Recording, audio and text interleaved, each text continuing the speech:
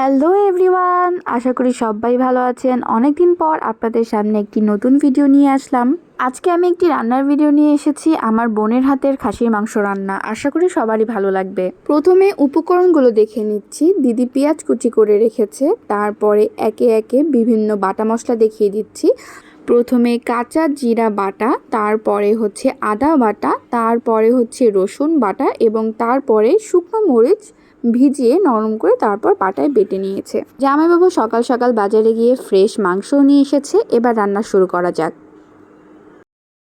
কড়াই গরম হওয়ার পরে দিদি তেল দিয়ে দিল। আমাদের বাসায় খাসির মাংস যেটা ছাড়া একদমই চলে না সেটা হচ্ছে আলু। তাই প্রথমেই দিদি আলুগুলো ব্রাউন করে ভেজে নিচ্ছে। আলুতে শুধুমাত্র লবণ ব্যবহার করেছে, হলুদ ব্যবহার করেনি, কারণ ওর কাছে হলুদ যদি পরে পুড়ে যায় তেলে তাহলে সেটা রান্নার কালারকে নষ্ট করে, এজন্য শুধুমাত্র লবণ দিয়ে ভেজেছে। এরপরে ওই সয়াবিন তেলের সাথে দিদি কিছু সরিষার তেল অ্যাড করে দিল। এরপরে ওই যে প্রথমে দেখালাম না সেই পেঁয়াজ কুচি, সেগুলো দিয়ে দিচ্ছে। কিন্তু দিদি তারপরে আরও 3 থেকে 4টা পেঁয়াজ অ্যাড করেছিল।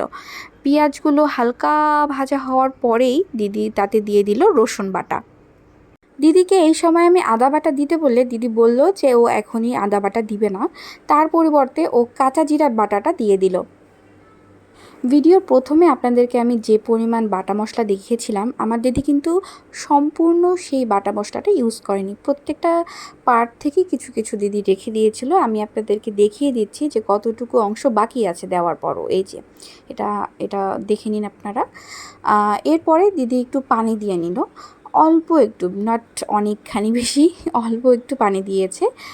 তারপর মশলাটা ভালো মতো কষালো। যখন হচ্ছে মশলাটার তেলটা উপরে উঠে আসলো, সেই মুহূর্তে আমার দিদি হচ্ছে কিছু গোটা মশলা দিয়েছে, যেমন হচ্ছে 3-4টা এলাচ ছেঁচে দিয়েছে, তারপর হচ্ছে কয়েক টুকরা দারচিনি দিয়েছে, মেবি 3টা দিয়েছিল।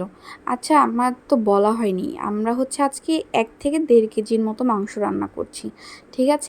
এরপর আরও কষাতে লাগলো। কষাতে কষাতে যখন একদম সম্পূর্ণ মশলা থেকে হচ্ছে তেলটা একদম উঠে এসেছে, ঠিক সেই মুহূর্তে ও হচ্ছে গুঁড়া মশলা দিয়ে দিয়েছে কিছু, যেমন হচ্ছে হলুদের গুঁড়া 3 থেকে 4 চামচ দিয়েছে, মেবি 3 চামচই বলা যায়। তারপর ও এটা ভালো মতো মিক্স করে নিল। দেন কি যে সুন্দর কালার এসেছে, আর ওই মুহূর্তে মশলার যে কি সুন্দর একটা ফ্লেভার আসতেছিল, আমার মনে হচ্ছিল যে ওই সময় একটা চামচে করে উঠায় আমি সাদা ভাতের সাথে মাইখা শুধু মশলাগুলো খেয়ে ফেলি, এত সুন্দর স্মেল। এরপর ও হচ্ছে খুব ভালো মতো হচ্ছে কষালো এবং ও খেয়াল রাখতেছিল যে কোনোভাবেই যেন কড়াইয়ের গায়ে মশলাটা না লেগে থাকে, এবং ও কিন্তু খুবই হচ্ছে এই ব্যাপার কেয়ারফুল ছিল। এরপরে যখন হলুদটা ভালো মতো মিক্স হয়ে গেছে, দেন ও হচ্ছে আরও যে বাটা মশলাটা বাকি ছিল, ওই যে কী বলবো, ওই যে মরিচ বাটা, যেটা লাল মরিচ বাটা, ওইটা হচ্ছে ও ভালো মতো এখন মিক্স করে দিল, ঠিক আছে। এবং একদম তৎক্ষণাৎ ইনস্ট্যান্ট কালার না আসলেও আস্তে আস্তে যত কষাইছে, আমার মনে হয়েছে কালারটা তত বেশি বিল্ড আপ হয়েছে এবং খুবই ভালো একটা কালার আসছে। দেখেন একদম পুরা কি বলবো মাখন। আমি আমার এই পেজে কখনোই হচ্ছে রান্নার ভিডিও দেইনি, কিন্তু এই রান্নার ভিডিওটা দেওয়ার হচ্ছে একটা অন্যতম কারণ হচ্ছে আমি আমার দিদির হাতে রান্না খুব পছন্দ করি, খুব মানে খুবই পছন্দ করি। এবং আমি এই ভিডিওটা করে রেখেছি কারণ আমি বলেছি যে দিদি, আমি তোর এই রান্নার সব ভিডিওটা করে রাখবো এবং এটা আমি আমার পেজে দিয়ে রাখবো। ইন ফিউচার আমি যখন খাসি রান্না করব তখন তোর এই ভিডিওটা অন করে দেন আমি হচ্ছে খাসিটা রান্না করব। ছোটো বোনদের তার বড় বোনেদের সব কাজই কপি করার একটা প্রবণতা থাকে, এবং আমার মনে হয় সেই প্রবণতার বশেই আমি আজকে ভিডিওটা করে রাখছি। যাই হোক, আপনারা দেখতেই পাচ্ছেন ওর মশলা কষানো কমপ্লিট। এবার ও হচ্ছে মাংসটা ডিরেক্ট মশলার মধ্যে দিয়ে দিল। আপনাদেরকে বলেছিলাম না যে ওর রান্নাটা করতে প্রায় 1.25 ঘন্টা লেগেছিল। ও কিন্তু এই মানে মাংসটা মশলার মধ্যে দিয়েছে তখন বাজে হচ্ছে 12টা 21, ঠিক আছে। 12টা 21-এ ও হচ্ছে এই যখন ওইটা ঢাললো না, এই যে এখন কষানো শুরু করছে, তখন বাজে হচ্ছে 12টা 21, এবং ওর যখন এই কষানোটা থামছে লিটারেলি তখন বাজে 1টা 18। মানে বুঝতে পারতেছেন আপনি, 1 ঘন্টাতে ওর মনে হয় 2-3 মিনিট হচ্ছে 2 মিনিট বাকি, 3 মিনিট বাকি ছিল। ও পুরা 1 ঘন্টা শুধু এই খুন্তিটা নাড়ছে। ওকে, আমি জাস্ট অবাক, এত ধৈর্য কীভাবে হয়। যাই হোক, ও হচ্ছে পরিমাণ মতো লবণ অ্যাড করে দিচ্ছে, আপনারাও আপনাদের পরিমাণ মতো লবণ অ্যাড করে দিবেন।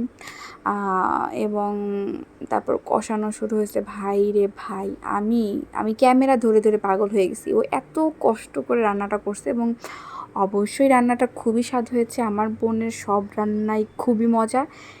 মাংস তো খুবই মজা, মানে দেখতে যেরকম হয় খেতে যেরকম হয়, মানে অপূর্ব। এবং ওর মাংসর থেকে আমার মাছের ঝোল বেশি ভালো লাগে, মাংস অনেক ভালো লাগে।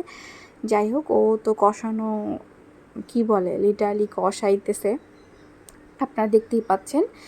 এখন এই মুহূর্তে ও ওই আদা দিয়ে দিল। ও কিন্তু এতক্ষণ আদা দেয়নি, এই যে মশলা রসা কষাইছে তখন কিন্তু ও আদা দেয়নি। আপনার পরিমাণটা দেখে নেন যে কতটুকু ও আদা দিয়েছে।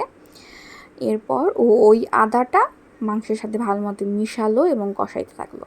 ঠিক আছে, যখন আমি ওর কাছে কারণ জিজ্ঞেস করেছিলাম, ও বলেছিল যে হচ্ছে মানে এই মুহূর্তে যদি মানে আগে যদি হচ্ছে ও আদাটা দিত তাহলে আদার যে ফ্লেভারটা আমরা পাইতাম তার থেকে অনেক টাইমস বেটার হচ্ছে আমরা এখন যদি দেই তাহলে মানে ওই আদার ফ্লেভারটা পাবো।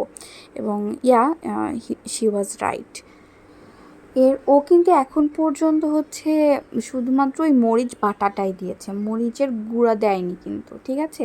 যেরকম আদাটা ও হচ্ছে একটু আগে দিল, ঠিক তেমনি এখন হচ্ছে ও গুঁড়া দিবে, মরিচের গুঁড়া, কিন্তু অবশ্যই সেটা পরিমাণে অল্প, বিকজ ও বলতেছে যে হচ্ছে অলরেডি যেহেতু ওই শুকনা মরিচ বাটা দিয়েছি ওটাতেও যথেষ্ট হয়েছে, এই যে অল্প একটু পরিমাণে জাস্ট অল্প একটু পরিমাণে দিয়েছে, ঠিক আছে। যাই হোক, আচ্ছা, আমি না একটা ক্লিপ নিতে ভুলে গেছি। এই যে পেঁয়াজের মতো যেগুলো দেখতেছেন না, পেঁয়াজ তো ওর অনেক আগেই গলে গেছে, আর এই যে পেঁয়াজের মতো দেখতেছেন না, এটা হচ্ছে ও কাঁচা পেঁপে হচ্ছে গ্রেট করে দিছে, ওইটা মানে ও একটু আগেই অ্যাড করেছে, বাট মানে আমি মানে ওই ক্লিপটা নিতে ভুলে গেছিলাম। ও কাঁচা পেঁপে গ্রেট করে দিছে, বিকজ কাঁচা পেঁপে দিলে হচ্ছে নাকি অনেক মানে মাংস সফট হয় এবং তাড়াতাড়ি মানে সিদ্ধটা হয় আর কি। এটা সবাই জানে, তাও আর কি যেহেতু আমি রান্নার ভিডিও দিচ্ছি এবং আমার নিজের জন্য ভিডিওটা করছি, যেটা দেখে দেখে আমি হচ্ছে পরবর্তীতে করব, তাই একটু এক্সপ্লেইন করে দিচ্ছি যেন আমার সুবিধা হয়, আর কিচ্ছু না। যাই হোক, ও কষাইতেছিল এবং আমাকে অর্ডার দিল যে যা তাড়াতাড়ি ফ্রিজ থেকে হচ্ছে দই নিয়ে আয়, টক দই নিয়ে আয়। সাধারণত আমার জামাইবাবু হচ্ছে ওই মিষ্টির দোকান থেকে যে রান্নার জন্য টক দই পাওয়া যায় ওই টক দই নিয়ে আসছিলো, বাট ওইটা একদমই টক। তো আমার বোন ও হচ্ছে ইসকন থেকে যে দইটা পাওয়া যায় না, ওই দইটা হচ্ছে নিয়ে আসছে, ও ওইটা ইউজ করবে, বিকজ ওর কাছে মানে ওই টক দইটার ফ্লেভারটা একটু বেজে, এইটার ফ্লেভারটা ভালো লাগে। আপনার ইসকনে গেলেই হচ্ছে এই টক দইটা পাবেন। এটাতে হচ্ছে সুইটনেস একটু কম থাকে, টকটা একটু বেশি থাকে, কিন্তু একটা পারফেক্ট কম্বিনেশন। এটাতে মাংসের ফ্লেভারটা আমাদের আলাদা করে কোনো চিনি টিনি অ্যাড করা লাগে না, কিছু অ্যাড করা লাগে না। যাই হোক, এই যে পানি বের হয়ে গেছে, আপনাদেরকে বলছিলাম যে হচ্ছে পানি বের হইতেছে। তো আমি তখন জিজ্ঞেস করছি, দিদি পানি বের হয়েছে এখন কী করবি? তখন ও বলছে যে এই পানি যতক্ষণ না পর্যন্ত না শুকাবে আমি ততক্ষণ পর্যন্ত কষাবো যতক্ষণ পর্যন্ত এই পানিটা থাকবে।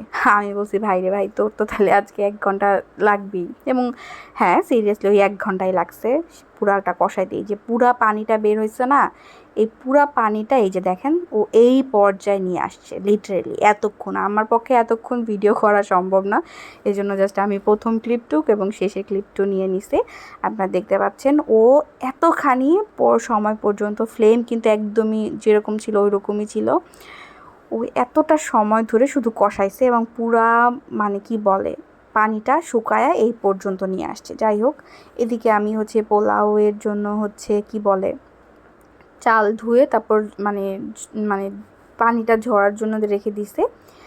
যাই হোক, আমার দিদির হচ্ছে মাংস কষানো হয়ে গেছে প্রায়, এখনও হচ্ছে ও একটু পরেই পানি দিয়ে দিবে।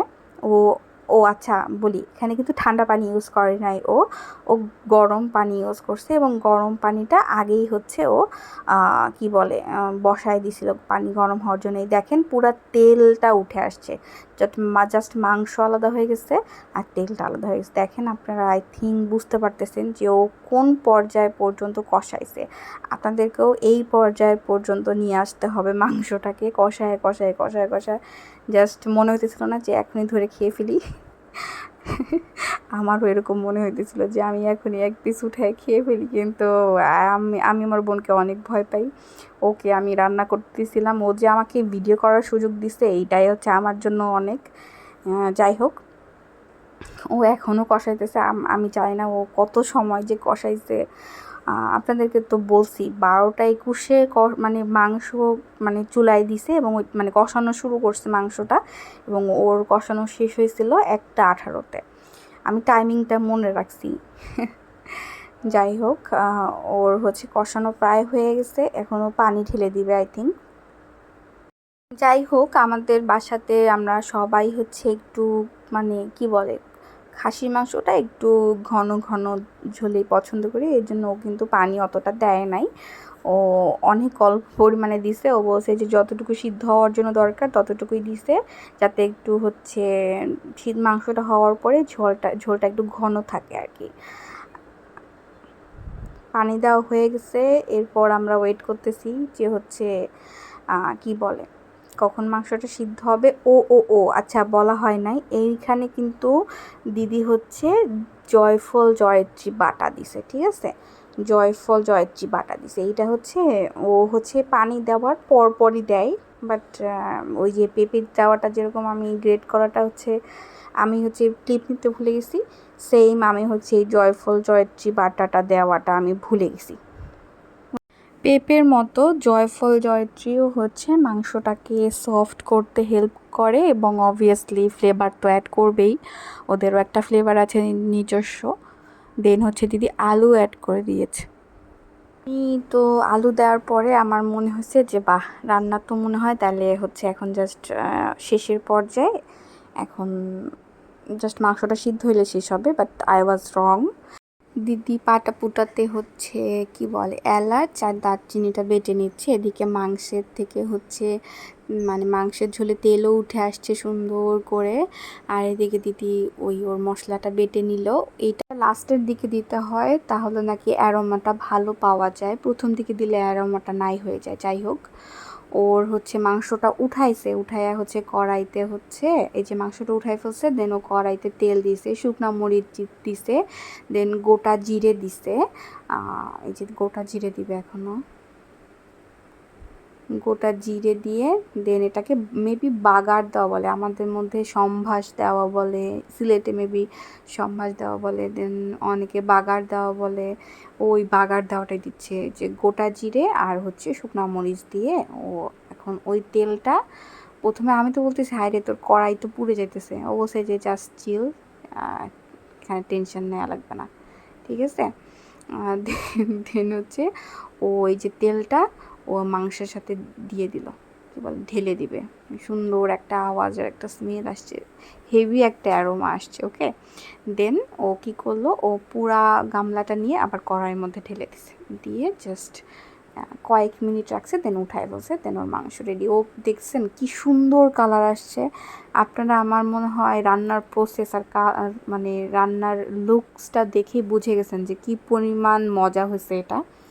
আমি তো প্রথমেই বলে দিছি যে দিদির হাতের রান্না খুবই মজা, এবং ওর রান্না ওর সব রান্না ওর ভালো হয়, কেন যেন আমি জানি না, ওর মানে হাতের গুণ নাকি আমি জানি না। অনেকে শুনছি যে অনেকভাবে চা পাতা দিয়ে বিভিন্নভাবে কালার করে, কিন্তু আমার দিদি কিন্তু কিচ্ছু দেয়নি, আপনাদের সামনেই সব হচ্ছে একদম ঘরোয়াভাবে রান্না করছে, এবং ইট ওয়াজ সো ডিলিশিয়াস। এই যে বেগুনিটা কিন্তু আমি করছি, ওকে, পুরোটাই হচ্ছে আমি করছি। রান্নাবান্না শেষ, এবার খাবার পালা। এবং আপনাদেরকে বলছি এই ভিডিও যদি ভালো লেগে থাকে তাহলে অবশ্যই লাইক, কমেন্ট এবং শেয়ার করবেন। Bye bye.